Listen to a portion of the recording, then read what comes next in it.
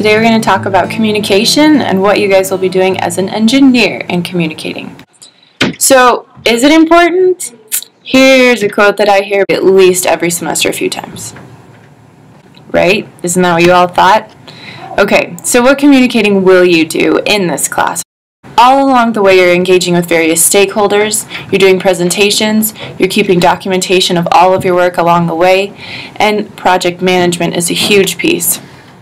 Throughout the entire problem-solving process, you will be continually testing, iterating, and refining it, and then you will do it again at the end. So, let's talk a little bit about written and graphics deliverables in this class. So, depending on your audience, you're going to create things differently, right? So you have informal and formal deliverables, and you have internal and external. So here's how those go together in this class. This is a chart where you can see you have formal, internal documents. That's the clarification email, the project plan and team contract, and your design proposal. The informal internal communication is correspondence with us, your mentors, and within your teams. You have a design log going the entire semester. The rough prototype comes in about 3/4 of the way through the semester, and then you'll have a final prototype that is a formal external deliverable. You have user empathy reflection and hand sketches that are definitely informal and internal.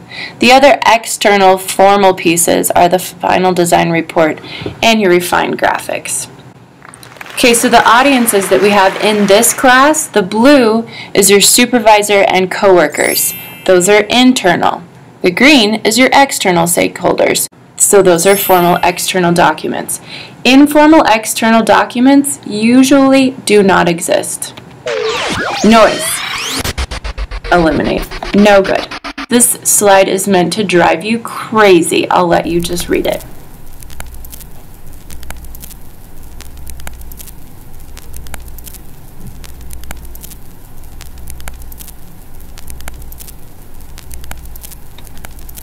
Hear the problem? The next type of noise is in all of your graphical presentation. So your drawings can have really bad perspective. You need to use a ruler. I know that seems obvious, but most of the classes don't do that to start off. To mention your drawings, please, when you're in SOLIDWORKS, you need to define everything. Are you labeling anything? Time is money, guys. So you need to be efficient in everything, in your emails, in your conversations, in your reports, the presentations, the graphics, all of those things. That's how business runs. No fluff. Here's the sentence. Just read through that.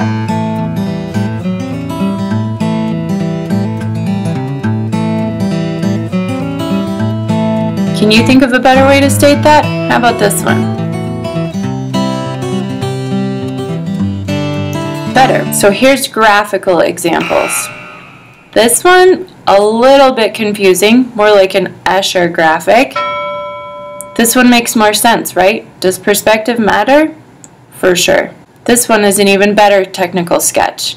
So the way that you depict your graphics is how, when you take it to a machine shop, they're going to actually make it. Basically, we want you to learn to communicate using both sides of your brain in this class. The more you use both sides of your brain, you will be set apart from other engineers, and you'll be a lot more valuable in the workplace.